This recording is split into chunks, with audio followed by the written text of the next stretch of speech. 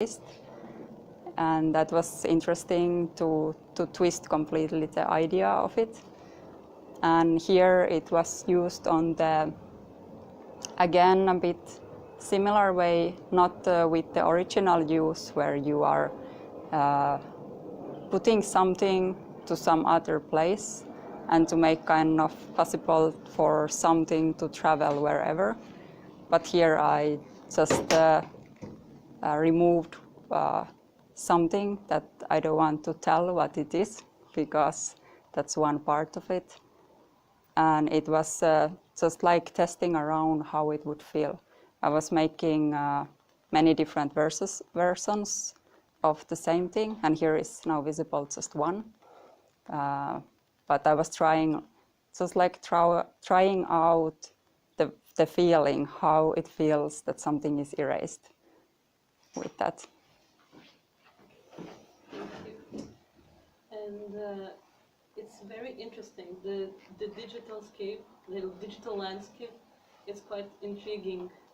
And the other works in the exhibition is talking about that feeling of space. And here, with the works that we see here, they are also somehow, there is a dimension to them, but the dimensions aren't clear. How do you, what's your relationship with the landscape of the digital?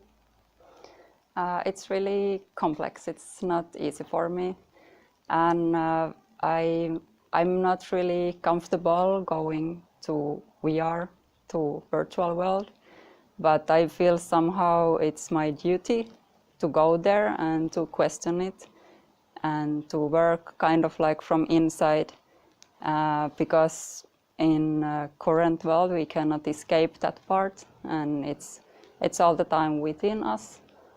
So I feel that I want to discover, and also for me it's always the most interesting question is how we as humans, how we change and how we behave, what kind of language we develop, how we feel with what we are connected and with what not, and what kind of position we are taking. And it's kind of, for me, the virtual world is kind of playground, and it's not a place to escape because we cannot really escape, but it's a place to reflect our values and well, humanity.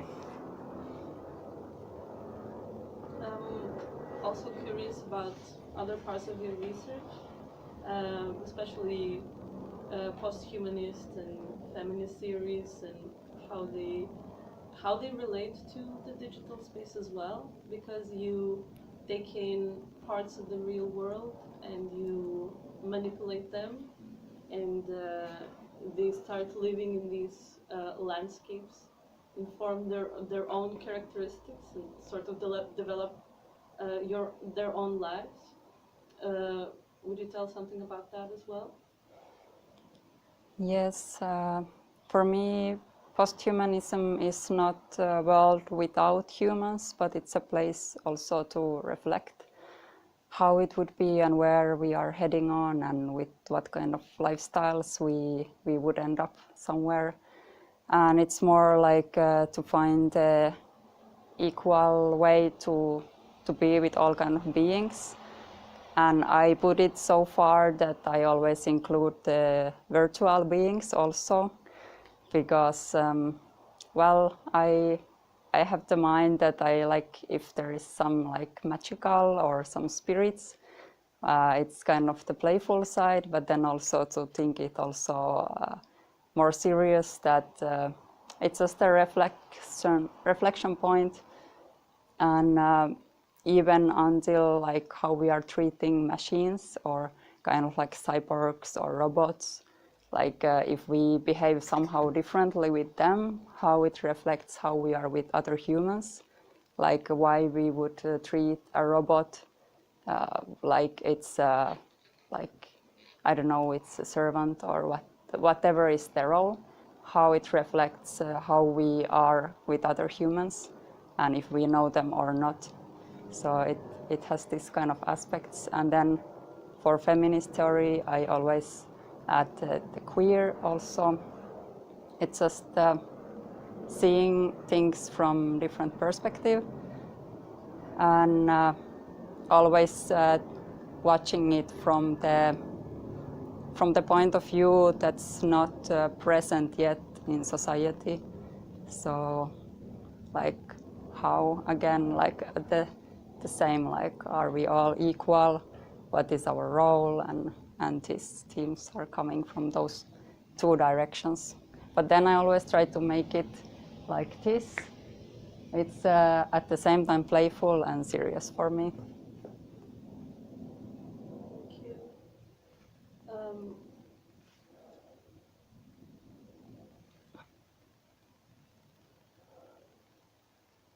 I would like to ask you something. It's maybe a bit related with your last answer, but I'm seeing that you are like trying to reach like another side or another world or things that are near but that you can see or you can't totally feel the other space.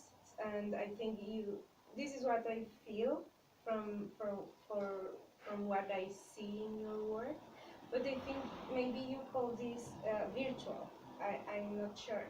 But and if it's so, how do you understand that virtual? If it's virtual in the sense of digital world and nowadays, or virtual like maybe other time, like past virtuals, or virtual times, or virtual worlds, but not digital virtual worlds, but other kind of worlds. So like yeah, I would like to know more. Yes, well, it's a tricky word. It's not tied to digital. It's something not tangible, not something you can touch, not something that is in the physical world. It's not necessarily digital. It can be also, example, in forest we can have also something that's not visible and not really present, some kind of it can be, for many people, it can be something different. It can be even just an experience, or just something we cannot really put in physical form and not touch. But I try to work a lot to connect analog and digital, like to put those things together so things are more understandable and more present on this world also, so that things they wouldn't just fly somewhere around and to be like too theoretical. Nice. So you're trying like to building bridges with those things or words or experiences. I don't know. And do you think a good definition for virtual maybe it is I don't know if definition, but maybe do you understand it like something that exists but we cannot touch and we cannot see and maybe we cannot hear it, but it still exists and interfere or have had uh, um, a consequence or an influence in our world. So is maybe that space that you are exploring that influence in this part? Yes, yes, it's something. It's all the time between us, and now also here is something between us, something virtual, and in this sense digital. So there is like all the time some devices, or sometimes the device is really physical object, but there is something that we cannot see, but it's still between us. So it was really nice word that you used, the bridge, and it's also some kind of pashas and between analog and digital, and well, past and to be some moment. yeah, I don't know if this was answer for that. Yeah, thank you. And it's quite interesting how bringing or playing within the digital scape, or the way that you approach the material, you sort of play with the senses. Here, it's we see certain things erased, and we're in the complete darkness. So we're surrounded by lack of sound, and this guides our senses. And in other works of yours, it's also these things sometimes erased, sometimes added, sometimes ephemeral in case of sound. What is the role of senses within the digital for you? I'm really curious about senses, and especially in virtual world. It's because that is the thing what brings the experience to us, and also that's the ground where we can have some kind of shared experiences. But also, of course, we approach things very differently because our backgrounds and a lot of things. But it's interesting because in VR, example, if we think just the VR where we put headset on and everything, so everything is at the same time really reduced, but at the same time really controlled, and we can step completely in different world just because our senses, but what is, it depends what is there inside. But at the same time we might lose like senses like smell and taste, and unless there is soon some other sensors, or only thing what we are holding is just the plastic thing on our hand. So for me it's really interesting, and then we rely completely hearing and vision, and the whole world is kind of like made with that, when this our reality is it has all of them. So I'm just really curious, and here also it's I'm just testing what if I reduce something, what if I add something, just like testing around. It's part of the working.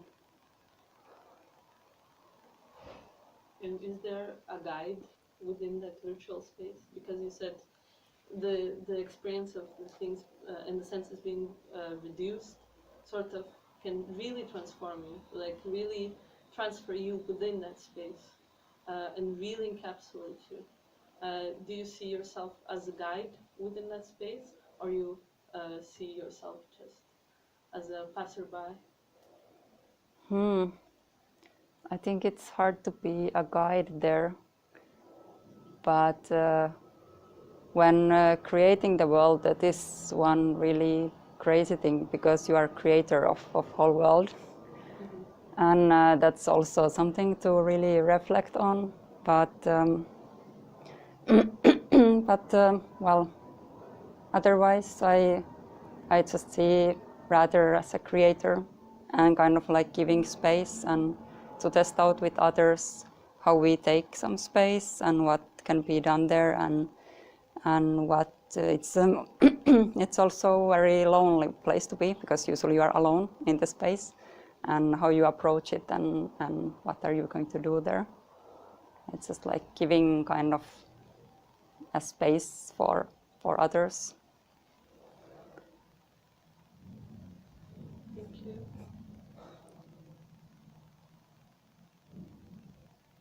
Are there any other questions?